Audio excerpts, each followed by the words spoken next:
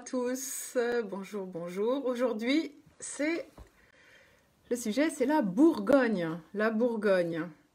D'ailleurs, je vous parle en direct de Bourgogne. Vous savez que, peut-être pour certains, que j'y ai des attaches. Je suis 100% bourguignonne, de côté de mon père, de côté de ma mère. On est tous bourguignons, donc évidemment c'est une région qui me tient particulièrement à cœur et que j'adore explorer, évidemment. Nos abonnés chez 3x20 ont l'habitude de recevoir assez régulièrement des vins de Bourgogne, ce qui est assez rare parce que c'est assez difficile à trouver, à sélectionner, à trouver les vins au bon prix. Voilà, c'est quand même assez cher. Pour la plupart, pas tous. J'ai un bon argumentaire là-dessus et nos abonnés le savent bien parce que c'est important de découvrir toutes les régions, même celles qui sont un peu mythiques comme la Bourgogne. Donc voilà, je suis très contente de vous emmener dans mon fief. J'aurais adoré même vous faire ce live directement dans ma cave. Ça aurait été vraiment génial, sauf que évidemment le réseau ne passe pas dans ma cave. Ceci dit, je suis tout près de Chablis et voilà, j'aime beaucoup, beaucoup, beaucoup, beaucoup, beaucoup la Bourgogne. Et je vais vous en raconter des petites bribes, même si c'est qu'en 20 minutes, c'est pas grave. Il y a de quoi parler pendant des heures et des heures et des heures et des heures. Mais on va faire court, je vais vous donner des petits résumés qui vont sûrement vous donner envie de vous approprier un petit peu plus le sujet et d'aller voir sur place, surtout ce qui s'y passe et de quelle manière les viticulteurs travaillent. Il y a des vraies différences. Alors, on va commencer par un petit peu de géographie. Alors, j'ai pas de carte là sous les yeux, mais la prochaine fois quand on fera ça et que je serai au bureau chez 3x20 et pas en Bourgogne en direct, je vous montrerai des cartes. Les cartes de Bourgogne, c'est absolument magique. C'est tout au millimètre, on voit le cadastre, c'est vraiment, vraiment super. En tout cas, en Bourgogne, il y a 5 régions distinctes. Du nord au sud, il y a quasiment 400 km. Ça fait à peu près la même taille du nord au sud que la vallée de la Loire d'est en ouest. Donc il y a 5 régions et en commençant par le nord, on commence dans le Chablisien et l'Auxerrois. Là-haut, c'est le fief des grands vins blancs majoritairement et ça fait vraiment partie de la Bourgogne. C'est le début de la Bourgogne, la partie nord. Et puis ensuite, on prend la route, on prend l'autoroute ou les petites routes comme on veut, mais en tout cas on descend et pendant un grand moment il y a rien. Enfin il y a rien, il y a des vaches, il y a des charolaises, il y a des pâtures, on traverse le Morvan, c'est magnifique. Et en fait, à un moment on arrive à Dijon et là on commence une autre partie, une autre région, sous-région de Bourgogne qui commence juste au sud de Dijon et qui s'appelle la Côte de Nuits parce que on va passer de Dijon à Nuits-Saint-Georges, un petit peu plus au sud de Nuits-Saint-Georges d'ailleurs, et ça s'appelle la Côte de Nuits. Donc là, il y a tout un tas d'appellations, majoritairement des vins rouges. Donc on est passé du quasi tout blanc au quasi tout rouge. Et puis au sud de Nuits-Saint-Georges commence ce qu'on appelle la Côte de Beaune. Parce que Beaune est la ville la plus importante autour de cette région. Et donc on arrive en Côte de Beaune, à partir de l'appellation Ladois, jusque tout au sud, dans les Maranges, ce qu'on appelle les Maranges, qui sont la limite avec la région suivante, qui s'appelle la côte chalonnaise. Là, Chalon, côte chalonnaise, on arrive vers Chalon avec quelques appellations qui sont un très très beau vivier d'approvisionnement en bon rapport qualité-prix. Là, franchement, il y a vraiment de belles choses à découvrir là. Et donc, on arrive dans la côte chalonnaise et ensuite, en continuant encore, on arrive dans le Mâconnais. Le Mâconnais, autour de Mâcon et toutes ces appellations qui sont principalement en blanc, qui répètent un peu ce qu'on a trouvé au nord, mais on le retrouve au sud, principalement en blanc, dans tout le Mâconnais. Et ensuite, on passe au Beaujolais. Il y a quelques appellations du Mâconnais qui sont à cheval sur le Beaujolais, mais on y reviendra une autre fois là-dessus. En tout cas, voilà, on a 5 régions qui sont très, très, très, très différentes. Et ce qui est intéressant, c'est que sur les 370 appellations françaises, il y en a un quart qui se trouve en Bourgogne. Un quart! Alors qu'en fait, ça ne représente que 3% de toute la surface des AOC françaises. La Bourgogne, c'est seulement 3%. Pourtant, il y a un quart des appellations françaises dans ces régions. Donc, qu'est-ce que ça nous dit exactement, cette indication? Ça veut dire que chaque appellation est toute petite. Et c'est ça qui fait un peu peur, finalement, en Bourgogne. Et c'est pour ça que je voudrais vous donner quelques petites clés comme ça pour que la Bourgogne ne vous impressionne plus et qu'on puisse enfin l'appréhender avec un peu moins d'intimidation, finalement. Hein. Donc, je vous disais qu'il n'y a que 3% des AOC. Et ce qui est intéressant, c'est qu'il y a aussi une manière de délimiter les parcelles de vignes qui est très particulière. En Bourgogne, on fonctionne au cadastre. Finalement, les lieux-dits sont les délimitations des parcelles de vignes dans les appellations.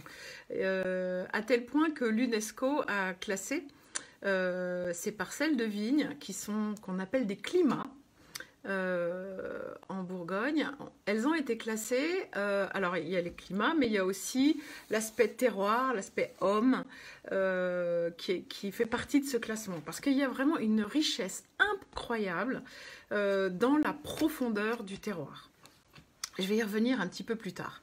Et ce qui est intéressant aussi, c'est que en Bourgogne, il y a beaucoup de petits producteurs. C'est ça un petit peu aussi qui est très intimidant, c'est que finalement, on ne sait pas très bien à quelle porte frapper quand on va. Il y a plein de petits producteurs. La moyenne, c'est 8 hectares par domaine. Et quand on a 8 hectares, c'est qu'une moyenne, on peut avoir énormément d'appellations différentes, parce que finalement, par lieu-dit de cadastre, par climat, il peut y avoir plusieurs producteurs. Donc, finalement, en Bourgogne, on choisit le nom des lieux-dits, le nom des appellations, bien sûr, parce qu'elles sont classifiées et elles ont des prix différents, etc. Mais surtout, on achète plutôt qui que quoi. Parce que sur une même parcelle, quand on a plusieurs producteurs différents, ils ne travaillent pas tous de la même manière. Donc finalement, on va privilégier le travail de Pierre par rapport au travail de Paul, parce que Pierre a une éthique de travail qui correspond mieux au type de vin qu'on cherche, par exemple, et que Paul, il a encore un peu la main lourde sur les désherbants, et que peut-être qu'il a moins... Il n'a pas une philosophie qui correspond à la vôtre, par exemple. Hein. Et c'est vrai, parfois, ça se ressent dans les vins. On achète 2 vins qui sont finalement qui sont identiques de la même appellation, mais qui ont 2 producteurs différents. Donc, c'est ça qui est intéressant aussi. Ça prend un peu de temps de découvrir cette notion de qui plutôt que quoi. Mais quand on commence à se pencher un peu dessus, ça devient vraiment super, super, super intéressant.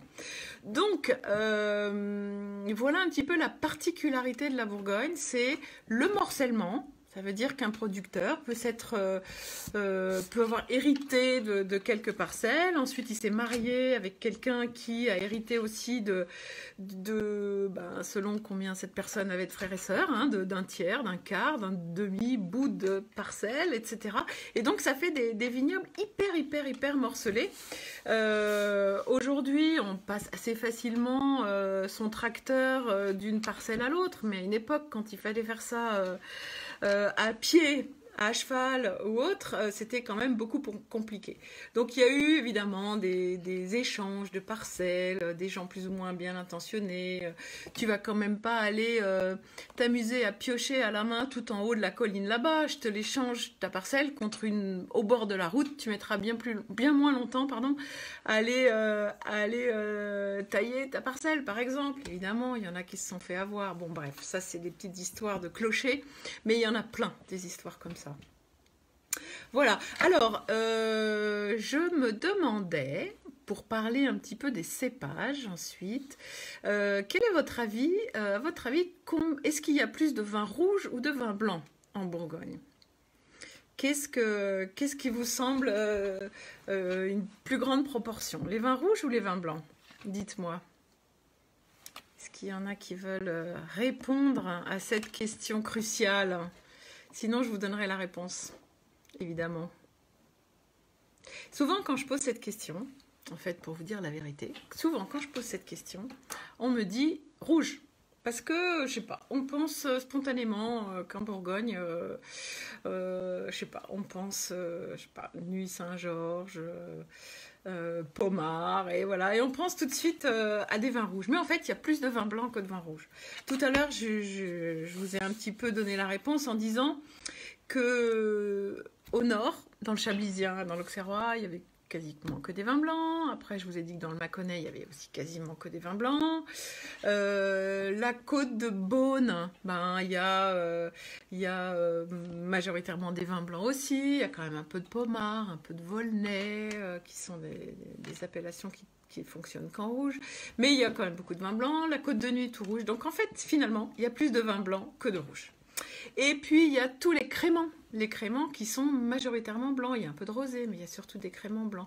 Donc, finalement, ça fait beaucoup de vin blanc, tout ça. Donc, ça, c'était le petit quiz qui est quand même intéressant. Alors, si on dit rouge et blanc, c'est qu'il y a 2 cépages. En Bourgogne, c'est compliqué avec les climats, les parcelles, toutes ces choses-là, les découpages, le morcellement. Par contre, il y a une chose qui est hyper simple, c'est les cépages. Il y a un cépage pour les rouges et un cépage pour les blancs. Je fais juste abstraction des quelques petites exceptions qui existent aussi avec le Gamay, avec le Pinot Blanc, avec le Sauvignon, avec la Ligotée. Il y a le César, etc. Il y a quelques petites exceptions. Par contre, la grande majorité sont faits avec du Chardonnay pour les vins blancs, du Pinot Noir pour les vins rouges. Ça, c'est la grande chance. Et en plus, ils sont tout seuls. Ils ne sont pas assemblés avec d'autres. À part pour les coteaux bourguignons, on peut mettre du Pinot Noir avec du Gamay. Et ça, encore une petite exception. Alors, donc, s'il n'y en a que 1 par vin, ça permet d'avoir une réelle transparence, surtout que le Pinot Noir, pour les vins rouges, c'est un cépage qui a la peau très fine et qui finalement n'est pas très tannique. Du coup, il est hyper transparent et il photographie, tac, directement sur les parcelles, il photographie le terroir. Et du coup, on le sent, en dégustant les vins, on le sent transparaître de manière forte et prononcée. On le sent vraiment transparaître dans les vins. En blanc, on n'a que du chardonnay. Le chardonnay, c'est un cépage qui est finalement assez neutre et qui permet de prendre cette photo du terroir de manière criante. Si en plus on utilise, comme on le fait beaucoup en Bourgogne, l'utilisation du fût de chêne, eh bien forcément on va laisser ces petites subtilités transparaître également en plus du terroir. Donc tout ça, ça se dose. Tout ça, encore une fois, on parle de qui et pas de quoi. On choisit les vignerons qui ont vraiment bien compris le bon dosage du bois, l'expression la plus pure et la plus précise possible du terroir, et ça c'est absolument mémorable. On peut pas faire une dégustation de vin Bourgogne sans j'allais dire presque avoir une petite larme à l'œil, mais c'est limite, hein. Franchement, il y a quelque chose qui passe. Il y a quelque chose, il y a le terroir, il y a le respect du bon viticulteur pour laisser transparaître toute la force de la personnalité d'un endroit plutôt qu'un autre. Et c'est vrai, hein, vous verrez, vous avez sûrement déjà vu pour ceux qui se baladent un peu dans les vignobles, il y a un truc qui est vraiment flagrant, c'est que le même personnage va faire du vin dans plusieurs parcelles qui seront vraiment côte à côte, hein. On peut très bien imaginer qu'on a un bout d'ici, puis il y a un petit chemin qui passe entre les deux, et puis la parcelle d'à côté qui appartient au même vigneron, à la même vigneronne. Et les raisins vont être amassés en même temps, le même jour ou un ou deux jours près. Ils vont recevoir le même traitement à l'arrivée en cave de macération, de fermentation, puis d'élevage ensuite en fût. Et en fait, on aura deux vins complètement différents, parce que le terroir parle fort. Parce que celui qui aura respecté l'endroit va réussir à laisser transparaître les différences de terroir. Et c'est ça qui est absolument magique et c'est vraiment ça qui crée de l'émotion. Ça, c'est vraiment sûr. Alors, je vous parlais des différences comme ça d'une parcelle à l'autre, mais juste pour faire un micro-résumé, la hiérarchie des appellations en Bourgogne, elle est divisée en 4 strates, si vous voulez. Il y a un gros 50%, c'est une pyramide, hein. Il y a un gros 50%, la base, qui sont les appellations régionales. Régionales, ça veut dire que sur la bouteille, on verra écrit, par exemple, Bourgogne. Voilà, Bourgogne. Bourgogne, ça peut être au nord, au sud, à l'est, à l'ouest, à plein d'endroits différents. C'est une appellation régionale. Ensuite, on peut avoir les Hautes-Côtes de Beaune ou les Hautes-Côtes de Nuits, par exemple. Ça, c'est régional parce que ça représente un grand morceau de vignoble. Et puis, il peut y avoir aussi, dans cette catégorie-là, les créments de Bourgogne. C'est une grosse partie de la production. Et donc, ces appellations régionales, 50% de la production totale en Bourgogne, et bien ça, ce sont des vins qu'on trouve à moins de 15 € la bouteille. Donc là, on peut se dire quand même, pour un peu casser le mythe, que si on se dit que la Bourgogne coûte cher, ben, allons chercher dans 50% de la production. Hein. Par exemple, là, bon, j'ose pas trop le dire à l'avance, mais au mois de mars, là, nos abonnés vont recevoir un de leurs vins, va être un vin de Bourgogne qui coûte moins de 15 €. Ben voilà, vous allez pouvoir déguster ça et vous dire « Ah d'accord, ok, ben finalement la Bourgogne, c'est accessible. On peut s'offrir un vin de Bourgogne. » Donc ça, c'est pour les 50%. Ensuite, il y a 30%. Donc on monte la pyramide, il y a 30% qui sont les appellations communales. Les appellations communales, c'est Meursault par exemple, vous voyez. Meursault, c'est une appellation communale. Parce que il y a juste écrit le nom du village, le nom de la commune, hein, nom du village, ce qui n'empêche pas qu'on trouve quand même le nom de la parcelle, parce que ça c'est vraiment la typicité de la Bourgogne, c'est qu'on vinifie parcelle par parcelle, parce que la personnalité est forte d'un endroit à l'autre. Donc là, on a l'émergé, c'est le nom de la parcelle. Si par exemple, ce producteur n'avait écrit que Meursault, pas l'émergé, ça voudrait dire qu'il a utilisé les raisins de plusieurs parcelles classées en Meursault et qu'il les a assemblés. Donc du coup, il ne peut pas mettre le nom de la parcelle en question, donc, parce qu'il y en a plusieurs. Donc voilà, ça c'est les appellations communales. C'est Meursault, c'est Montagny, c'est Rully, c'est Saint-Véran, c'est Pouilly-Fuissé, c'est Fissin, c'est Nuits-Saint-Georges, Vaune-Romanée. Voilà, toutes ces appellations sont des appellations communales auxquelles on peut ajouter le nom du climat, comme je vous ai montré l'émergé de ce Meursault. Donc ça, c'est les appellations communales. Et puis ensuite, il y a un petit 10-15% d'appellations communales premier cru. C'est-à-dire qu'on aurait Meursault, mais on aurait écrit en plus Meursault premier cru. C'est-à-dire qu'en fait, sur une colline, on grimpe un petit peu et on trouve une meilleure exposition, un drainage plus important, la roche qui commence un peu plus à affleurer, donc qui donne encore plus de personnalité au vin. Et donc ça, ce sont certaines parcelles qui sont mieux exposées et qui ont été classées premier cru. Ça date d'il y a longtemps, hein. Les classements, ça date quand même du Moyen-Âge, hein, pour la plupart. Et donc Meursault premier cru, ou Vaune-Romanée premier cru, ou Nuits-Saint-Georges premier cru, ce sera écrit sur la bouteille avec le nom du premier cru en question. Une des 1247 parcelles qu'on appelle climat. Donc voilà pour la majorité des vins de Bourgogne, hein, donc régional, communal, avec ou pas le nom de la parcelle, communal premier cru, avec ou pas le nom de la parcelle, et ensuite on a le tout petit bout qui reste, 2%, je crois à peu près, qui sont les grands crus. En fait, il n'y a que 33 climats qui sont classés en grands crus.